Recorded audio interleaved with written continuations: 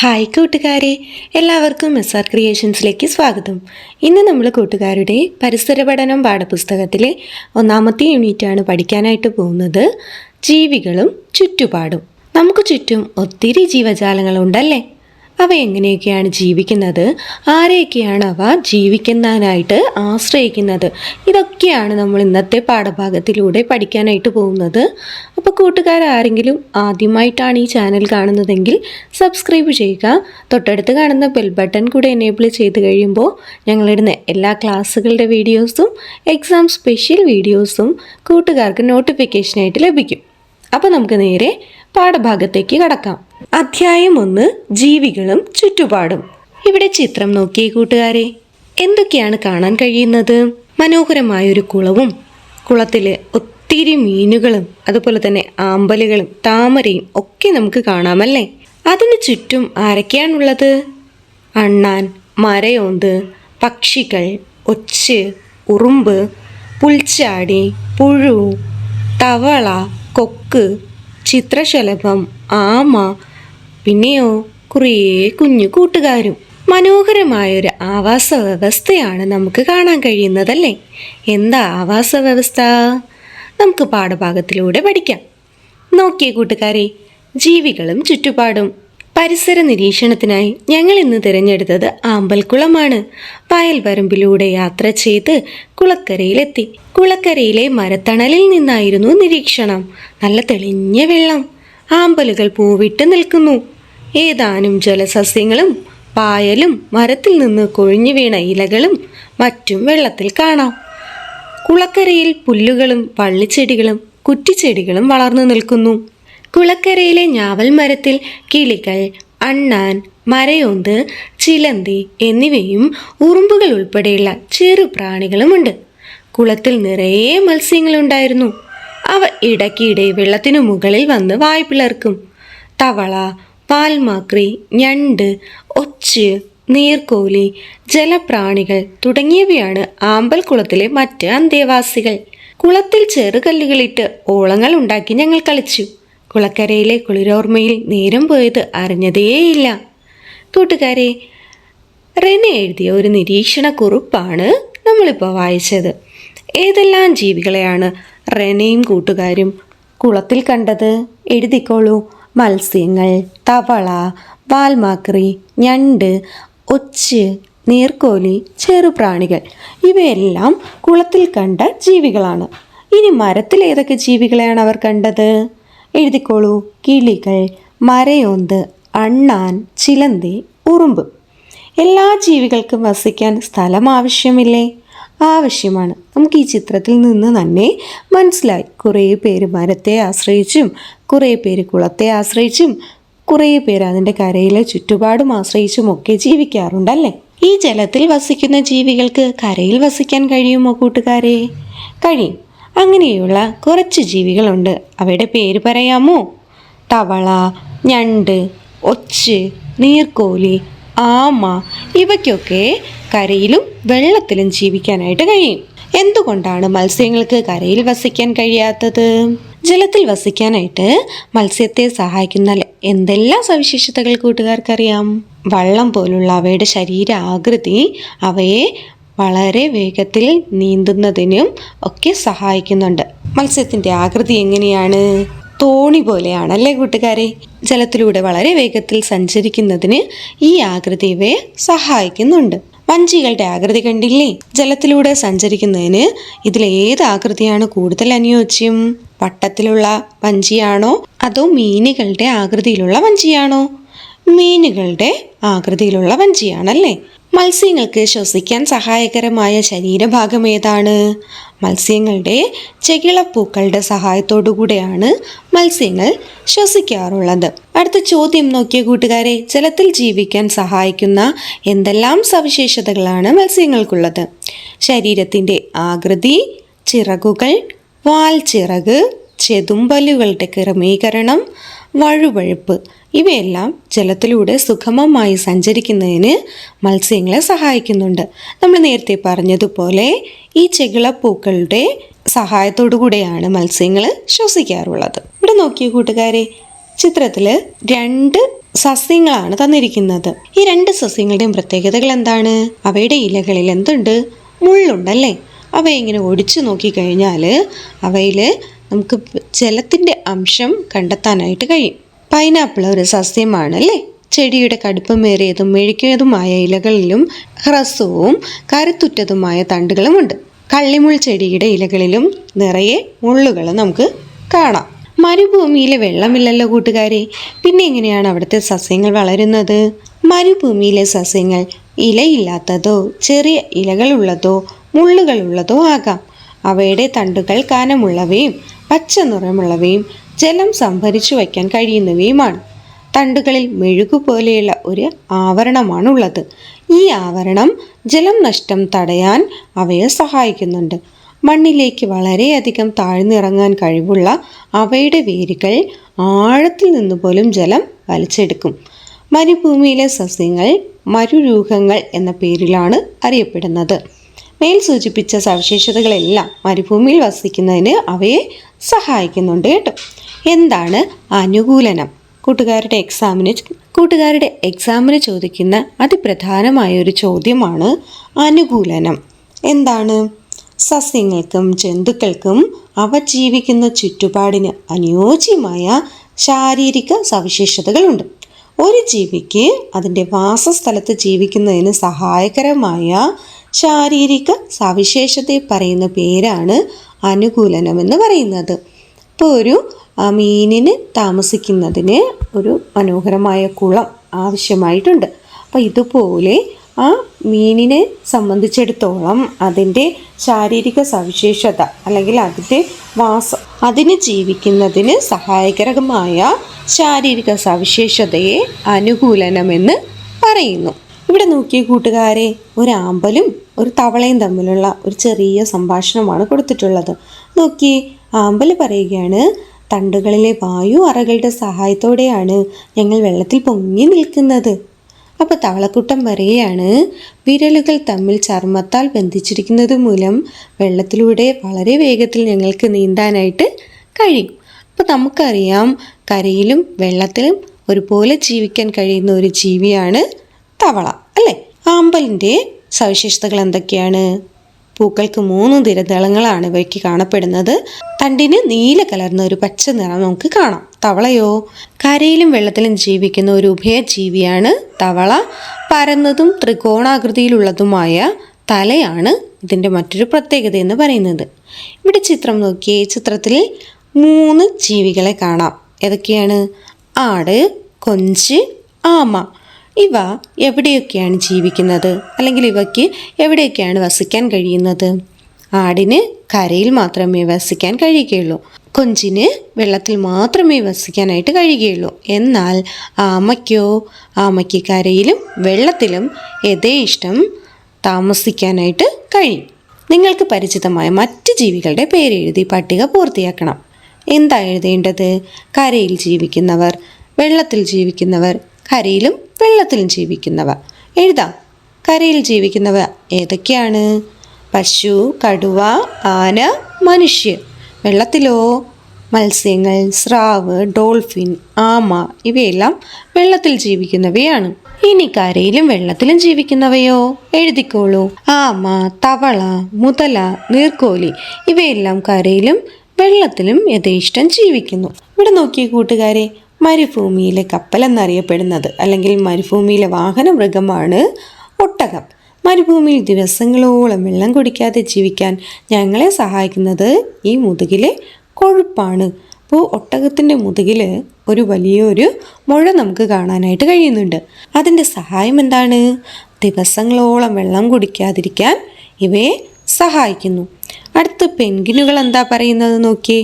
ത്വക്കിനടിയിലെ കൊഴുപ്പാണ് ധ്രുവപ്രദേശത്തെ അതിശൈത്യത്തിൽ നിന്ന് ഞങ്ങളെ സംരക്ഷിക്കുന്നത്. ധ്രുവപ്രദേശത്ത് കൂടുതലായി കാണപ്പെടുന്നതാണ് പെൻഗ്വിനുകൾ അല്ലേ. അവിടെ ഏറ്റവും കൂടുതൽ മഞ്ഞ് പെയ്യുന്ന സ്ഥലമാണ്. അവിടെ മനുഷ്യർക്ക് ജീവിക്കാനായിട്ട് വളരെയധികം ബുദ്ധിമുട്ടാണല്ലേ. കാരണം എന്താ? അതിശൈത്യമാണ്, വളരെ തണുപ്പാണ് അവിടെ. പക്ഷേ ഇവരുടെ ത്വക്കിനടിയിലെ ഒരു കൊഴുപ്പ് ആ ധ്രുവപ്രദേശത്തെ അതിശൈത്യത്തിൽ നിന്ന് ഇവരെ സംരക്ഷിക്കുന്നുണ്ട്. ഇനി മരുഭൂമിയിൽ കാണപ്പെടുന്ന മറ്റൊരു ചെറിയ ജീവിയാണ് കങ്കാരു എലി എന്ന് പറയുന്നത്. മരുഭൂമിയിൽ ജീവിക്കുന്നതിന് നിരവധി അനുകൂലനങ്ങളാണ് ഇവയ്ക്കുള്ളത്. പകൽ സമയത്തെ ചൂട് അതിജീവിക്കുന്നതിന് വളരെ ആഴത്തിൽ മാളങ്ങൾ ഉണ്ടാക്കി ഇവരതിനുള്ളിൽ ജീവിക്കുന്നുണ്ട്. രാത്രികാലങ്ങളിലാണ് ഇവ ഇര തേടാനായിട്ട് ഇറങ്ങുന്നത് കേട്ടോ. ഒട്ടകത്തിനും പെൻഗിനുമുള്ള മറ്റ് അനുകൂലനങ്ങൾ കണ്ടെത്താമോ? കണ്ടെത്തിക്കോളൂ. ഒട്ടകം മരുഭൂമിയിലെ കപ്പൽ എന്നറിയപ്പെടുന്ന ഒരു സസ്തനിയാണ് ഒട്ടകം. ഒറ്റ പ്രാവശ്യം 15 ലിറ്റർ വെള്ളം വരെ ഒട്ടകങ്ങൾക്ക് കുടിക്കാനായിട്ട് കഴിയും. അടുത്ത്, മണലിൽ പുതഞ്ഞു പോകാത്ത പരന്ന പാദങ്ങളും 2 നിര പീലികളുമുള്ള കൺപോളകളും ഇവയ്ക്ക് ഉണ്ട്. അടുത്ത് പെൻഗിനുകളെ നോക്കിയേ. പറക്കാൻ സാധിക്കാത്ത കടൽ പക്ഷിയാണ് പെൻഗിൻ. കടലിൽ വെച്ച് മാത്രമാണ് ഇവ ഇര പിടിക്കാറുള്ളത്. പെൻഗിനുകൾ മുട്ടയിട്ട് കരയിൽ കുഞ്ഞുങ്ങളെ വളർത്തുന്നുണ്ട്. ഇവിടെ നോക്കിയേ, ഒരു കൊക്കും മീനും തമ്മിലുള്ള ഒരു സംഭാഷണമാണ്. കണ്ടോ? ഞങ്ങൾക്ക് ജീവിക്കാൻ ആവശ്യമായതെല്ലാം വയലിലുണ്ട്. കൊക്ക് മീനിനോട് പറയുകയാണ്. ഞങ്ങൾക്ക് വേണ്ടതെല്ലാം കുളത്തിലുണ്ടല്ലോ. മീന് കൊക്കിനോട് പറഞ്ഞു. കൊക്കിന് വയലിൽ നിന്ന് എന്തെല്ലാമാണ് ലഭിക്കുന്നത്? ചെറുജീവികൾ, വിരകൾ, മൃതാവശിഷ്ടങ്ങളൊക്കെ കൊക്കിന് വയലിൽ നിന്ന് ലഭിക്കുന്നു അല്ലേ? അതുപോലെ തന്നെ ജലം, ഇവയൊക്കെ കൊക്കിന് ലഭിക്കുന്നത് വയലിൽ നിന്നാണ്. മത്സ്യത്തിന് കുളത്തിൽ നിന്ന് എന്തൊക്കെ ലഭിക്കും? വാസസ്ഥലം, ആഹാരം, ഇതെല്ലാം മത്സ്യത്തിന് കുളത്തിൽ നിന്ന് ലഭിക്കുന്നു. ഒരു ജീവി വസിക്കുന്ന ചുറ്റുപാടാണ് അതിൻ്റെ വാസസ്ഥലം അഥവാ ആവാസം എന്ന് പറയുന്നത്. നമ്മൾ പാഠഭാഗത്തിൻ്റെ ആദ്യം പറഞ്ഞു അല്ലേ, എന്താണ് ആവാസ വ്യവസ്ഥ? ഒരു ജീവി വസിക്കുന്ന ചുറ്റുപാടാണ് അതിൻ്റെ വാസസ്ഥലം അഥവാ ആവാസം എന്ന് പറയുന്നത്. ജീവിയുടെ നിലനിൽപ്പിന് ആവശ്യമായ എല്ലാ ഘടകങ്ങളും ഈ ആവാസത്തിലുണ്ടായിരിക്കും. കുളം, പുഴ, വയൽ ഇവയെല്ലാം ആവാസങ്ങൾക്ക് ഉദാഹരണമാണ് കേട്ടോ. കൂടുതൽ ഉദാഹരണം നോക്കിയ കൂട്ടുകാരെ. വൃക്ഷം, സമുദ്രം, വയൽ ഇവയെല്ലാം ആവാസങ്ങൾക്ക് ഉദാഹരണമാണ്. ഇവിടെ കണ്ടോ, വിവിധ തരം ആവാസങ്ങളാണ് നമുക്കിവിടെ കാണാൻ കഴിയുന്നത്. ഏതൊക്കെയാണ്? വനം, കായലുകൾ, തടാകം, വയൽ, മരുഭൂമി, ധ്രുവപ്രദേശം അല്ലേ? അതുപോലെ തന്നെ മലയോര പ്രദേശം. ഇതെല്ലാം നമുക്കിതിൽ നിന്ന് കണ്ടെത്താനായിട്ട് കഴിയുന്നുണ്ട്. ഇതെല്ലാം വിവിധ തരം ആവാസങ്ങളാണ്. ഈ ആവാസത്തിൽ ജീവനുള്ളവയും ജീവനില്ലാത്തവയും ഉണ്ടാകില്ലേ? ജീവനുള്ളവ ഏതൊക്കെയാണ്? സസ്യങ്ങൾ, മത്സ്യങ്ങൾ, മനുഷ്യർ. ജീവനില്ലാത്തവയോ? മണ്ണ്, സമുദ്രം, വയൽ. പ്രകൃതിദത്തമായ ആവാസങ്ങളും മനുഷ്യനിർമ്മിതമായ ആവാസങ്ങളും ഒക്കെയുണ്ട്. വനം പ്രകൃതിദത്തമായിട്ടുള്ള ആവാസത്തിന് ഉദാഹരണമാണ്. എന്നാൽ സ്കൂളിലെ ജൈവ വൈവിധ്യ ഉദ്യാനമോ? അത് മനുഷ്യരുണ്ടാക്കിയതല്ലേ? അപ്പോൾ അത് മനുഷ്യനിർമ്മിത ആവാസത്തിന് ഉദാഹരണമാണ്. എഴുതിക്കോളൂ. പ്രകൃതിദത്ത ആവാസങ്ങൾ: സമുദ്രം, വയൽ, വനം. മനുഷ്യനിർമ്മിത ആവാസങ്ങൾ: തടാകങ്ങൾ, വന്യജീവി സങ്കേതങ്ങൾ, ഡാം. ഒരു ആവാസത്തിൽ ജീവനുള്ളതും ജീവനില്ലാത്തതുമായ നിരവധി ഘടകങ്ങളാണുള്ളത്. സസ്യങ്ങൾ, ജന്തുക്കൾ, സൂക്ഷ്മജീവികൾ എന്നിവ ജീവനുള്ള ഘടകങ്ങൾക്ക് ഉദാഹരണങ്ങളാണ് കേട്ടോ. മണ്ണ്, വായു, ജലം, സൂര്യപ്രകാശം ഇവയെല്ലാം ജീവനില്ലാത്ത ഘടകങ്ങൾക്ക് ഉദാഹരണങ്ങളാണ്. ഇവിടെ നോക്കിയ കൂട്ടുകാരെ, നമ്മൾ പറഞ്ഞു വായുവിനും ജലത്തിനും മണ്ണിനും സൂര്യപ്രകാശത്തിനും ഒന്നും ജീവനില്ലെന്നല്ലേ. അപ്പം ഇവ ജീവനുള്ള ഘടകങ്ങൾ ആശ്രയിക്കുന്നില്ലേ? ജീവിക്കുന്നതിന് വേണ്ടി ജീവനില്ലാത്ത ഘടകങ്ങളെയാണ് എന്ത് ചെയ്യുന്നത്? ഒരു പരിധിവരെ മനുഷ്യരും ജീവികളും ഒരുപോലെ ആശ്രയിക്കുന്നത്.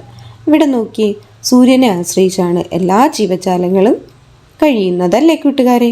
അതുപോലെ ജലത്തെ ആശ്രയിക്കുന്നുണ്ട്, മണ്ണിനെ ആശ്രയിക്കുന്നുണ്ട്, സൂര്യപ്രകാശത്തെയും ആശ്രയിക്കുന്നുണ്ട്. ഇനി എന്താണ് ആവാസ വ്യവസ്ഥ? ജീവനുള്ള ഘടകങ്ങളും ജീവനില്ലാത്ത ഘടകങ്ങളും പരസ്പരാശ്രയത്തിൽ കഴിയുന്ന ചുറ്റുപാടിനെ ആവാസ വ്യവസ്ഥ എന്ന് പറയുന്നു. അപ്പോൾ കൂട്ടുകാർക്ക് എക്സാമിന് ചോദിക്കുന്ന മറ്റൊരു ചോദ്യമാണ്, എന്താണ് എക്കോസിസ്റ്റം അഥവാ ആവാസ വ്യവസ്ഥ? ജീവനുള്ള ഘടകങ്ങളും ജീവനില്ലാത്ത ഘടകങ്ങളും പരസ്പരാശ്രയത്തിൽ കഴിയുന്ന ചുറ്റുപാടിനെ ആവാസ വ്യവസ്ഥ എന്ന് പറയുന്നു. വൃക്ഷം, വയൽ, കുളം, അരുവി, കുന്ന്, കാവ് തുടങ്ങിയ ചെറിയ ആവാസ വ്യവസ്ഥകളാണ്. വനം, പുൽമേട്, മരുഭൂമി, കടൽ, ധ്രുവപ്രദേശം ഇവയെല്ലാം വലിയ ആവാസ വ്യവസ്ഥയ്ക്കും ഉദാഹരണങ്ങളാണ്. നമുക്ക് ചുറ്റുപാടും ഇന്ന് ആവാസ വ്യവസ്ഥകളെ കാണാനായിട്ട് കഴിയുന്നില്ല അല്ലേ? അവയ്ക്ക് നശീകരണം സംഭവിച്ചുകൊണ്ടിരിക്കുകയാണ്. ഒരു കുന്ന് പറയുന്ന കാര്യങ്ങൾ നോക്കിയ കൂട്ടുകാരെ, നമ്മുടെ നാട്ടിൽ പലയിടത്തും ഞങ്ങളെ കാണാം. കുന്നു കയറാത്തവരായി ആരെങ്കിലുമുണ്ടോ? മണ്ണിര മുതൽ കുറുനരി വരെ എത്ര ജീവികൾക്കാണ് ഞങ്ങൾ വാസസ്ഥലം ഒരുക്കുന്നത്. കൂടാതെ വൈവിധ്യമാർന്ന സസ്യങ്ങൾക്കും ഞങ്ങൾ മഴവെള്ളം സംഭരിച്ചു വയ്ക്കുന്നു. പിന്നീട് കിണറുകളിലേക്കും അരുവികളിലേക്കും വയലുകളിലേക്കും ഞങ്ങൾ ആ വെള്ളം നൽകുന്നു. കാറ്റിനെ നിയന്ത്രിക്കാനും ചൂട് കുറയ്ക്കാനും ഞങ്ങൾക്ക് കഴിയും. കണ്ടില്ലേ, ഞങ്ങൾ ഇന്ന് വലിയ പ്രതിസന്ധിയിലാണ്. ഞങ്ങളുടെ പ്രാധാന്യം മനുഷ്യർ തിരിച്ചറിയുന്നുണ്ടോ? ഇല്ല അല്ലേ കൂട്ടുകാരെ? അവർ മണ്ണ് ഇടിച്ചു മാറ്റിക്കൊണ്ടിരിക്കുന്നു. അപ്പോൾ ആവാസ വ്യവസ്ഥയെ ദോഷകരമായി ബാധിക്കുന്ന മനുഷ്യൻ്റെ ഇടപെടലുകൾ എന്തൊക്കെയാണ് കൂട്ടുകാരെ? കുന്നിടിക്കൽ, കീടനാശിനികളുടെ അമിത ഉപയോഗം, വനനശീകരണം, വയൽ നികത്തൽ, മണലൂറ്റൽ, ഇവയെല്ലാം ആവാസ വ്യവസ്ഥയെ ദോഷകരമായി ബാധിക്കുന്ന നമ്മുടെ മനുഷ്യരുടെ ഇടപെടലുകളാണ്. മലിനീകരണം. മണ്ണിര പറയുന്നത് നോക്കിയേ. കർഷക മിത്രം എന്നാണ് ഞങ്ങളെ അറിയപ്പെടുന്നത്. ഇപ്പോൾ മലിനീകരണം കാരണം മണ്ണിൽ ജീവിക്കാൻ പറ്റാതെ വന്നിരിക്കുകയാണ്. എങ്ങനെയാ മണ്ണ് മലിനീകരിക്കപ്പെടുന്നത് കൂട്ടുകാരെ? ഫാക്ടറികളിൽ നിന്നുള്ള മലിനജലങ്ങളും അതുപോലെ തന്നെ വിഷാംശങ്ങളും ഒക്കെ മണ്ണിലേക്ക് ഒഴുക്കി വിടുകയും മണ്ണിലെ ജീവജാലങ്ങൾക്ക് അതിൽ ജീവിക്കാൻ കഴിയാതെ വരികയും ചെയ്യുന്നുണ്ട്. കണ്ടോ, ഇവിടെ നോക്കിയേ, നമ്മൾ മാലിന്യങ്ങളൊക്കെ നമ്മുടെ ചുറ്റുപാടും വലിച്ചെറിയുന്നുണ്ടല്ലേ. അതുപോലെ തന്നെ കൃഷികളിലൊക്കെ വളരെ മാരകമായിട്ടുള്ള വിഷങ്ങളൊക്കെ എന്ത് ചെയ്യുന്നുണ്ട്? സ്പ്രേ ചെയ്ത് ഉപയോഗിക്കുന്നുണ്ട്. ഇതെല്ലാം മണ്ണിൽ ജീവിക്കുന്ന സൂക്ഷ്മ പ്രാണികൾക്കൊക്കെ ദോഷകരമായി ബാധിക്കുന്നുണ്ട്. കണ്ടോ, മണ്ണ് മലിനമാക്കുന്ന മറ്റു പ്രവർത്തനങ്ങൾ എന്തൊക്കെയാണ്? കൃഷിയിടങ്ങളിൽ അമിതമായി കീടനാശിനി ഉപയോഗിക്കുന്നത്, അമിതമായ രാസവള പ്രയോഗമൊക്കെ മണ്ണിന് മലിനീകരണം ഉണ്ടാക്കുന്നു. ഇനി കണ്ടോ കൂട്ടുകാരെ, ഫാക്ടറികളിൽ നിന്നുള്ള പുക, കാട്ടുതീ, അതുപോലെ തന്നെ കീടനാശിനികളുടെ പ്രയോഗം, ഇതെല്ലാം വായു മലിനീകരണത്തിന് കാരണമാകുന്നുണ്ട്. വായു മലിനീകരണം നമ്മുടെ ആരോഗ്യത്തെ ദോഷകരമായി ബാധിക്കുന്നുണ്ട് കേട്ടോ.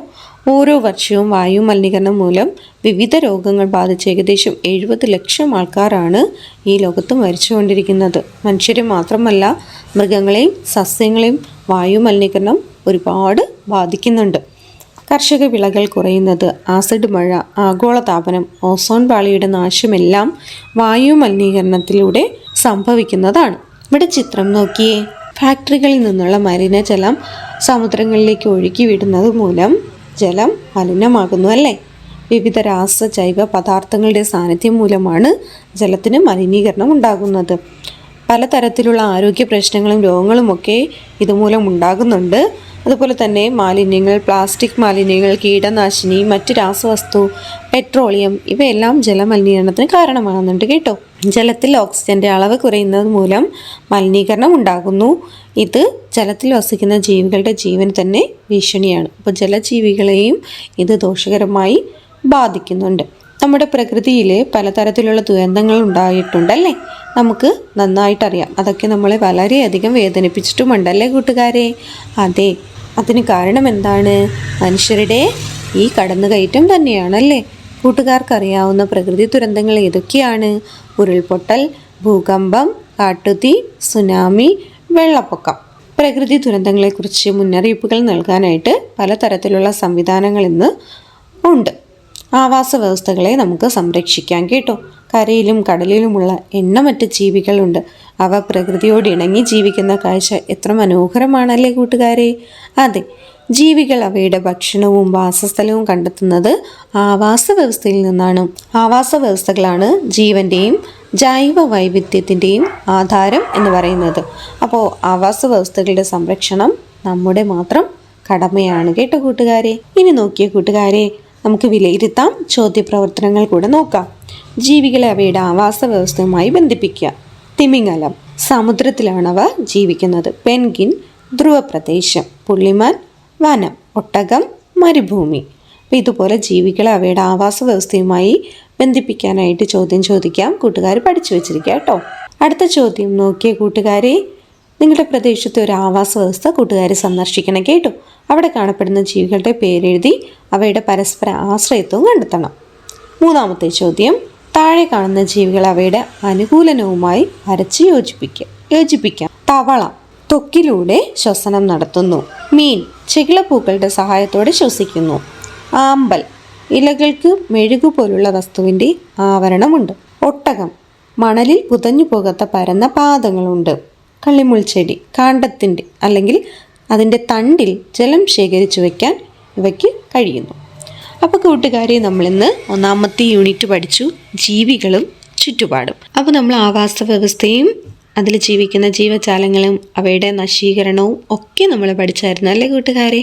അപ്പോൾ കൂട്ടുകാർക്ക് ക്ലാസ്സുകൾ ഇഷ്ടമായെങ്കിൽ ലൈക്ക് ചെയ്യുക, നിങ്ങളുടെ ഫ്രണ്ട്സിനും കൂടെ ഷെയർ ചെയ്ത് കൊടുക്കുക. അപ്പോൾ അടുത്ത ക്ലാസ്സിൽ നമുക്ക് ഒരുമിച്ച് കാണാം. താങ്ക്